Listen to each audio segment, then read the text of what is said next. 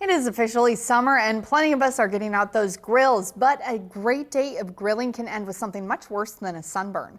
I talked to a food safety expert with the Douglas County Health Department about some of the biggest mistakes they see people make.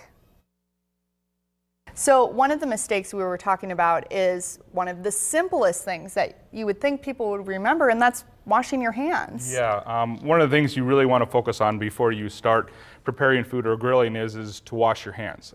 You really want to wash your hands for 20 seconds before you start working with ready-to-eat foods or before you start cooking. One thing too to focus on is, as you see here, we have two different colored cutting boards. So one, you want to separate ready-to-eat foods from raw because you don't want to cross-contaminate. And if you were to work with ready-to-eat foods and raw, after handling raw, you want to wash your hands once again for 20 seconds before you were to touch the ready-to-eat, because the ready-to-eat foods will not be cooked and you would then cross-contaminate possibly salmonella into your foods. What about touching the utensils? Let's say I touch the chicken, then I touch the utensil, or I touch the utensil and then I go to touch some already finished food. Yeah, I mean, utensils can help and may not help. Obviously, if you actually physically touch any raw hamburger, chicken, and then touch the utensils, you've now cross-contaminated the utensil. But you could actually use the utensil in replace of using bare hand contact. So you could actually take the utensil,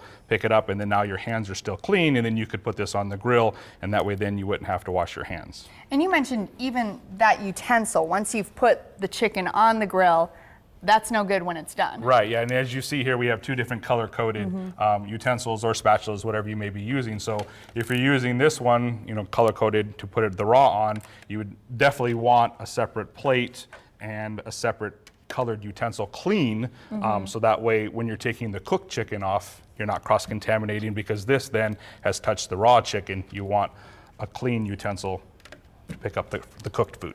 And what about temperatures? What's a good guideline for people? I know some people just cut into it and say, if it looks like this, we're good to go, but that's not the case. With the job that we do every day with the Douglas County Health Department, we are definitely using the proper internal temperatures by the FDA. So with chicken, this is a probe thermometer. Okay. Essentially, you would find the thickest part of raw chicken, and you would physically stick the thermometer into the middle, and then the internal proper temp of fully cooked chicken is 165 degrees.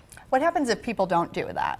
That's where you run the risk. I mean, those temperatures are set to kill foodborne illness. So if you don't reach that temperature, if the foodborne illness was present, it would still be in the meat and you could possibly get sick.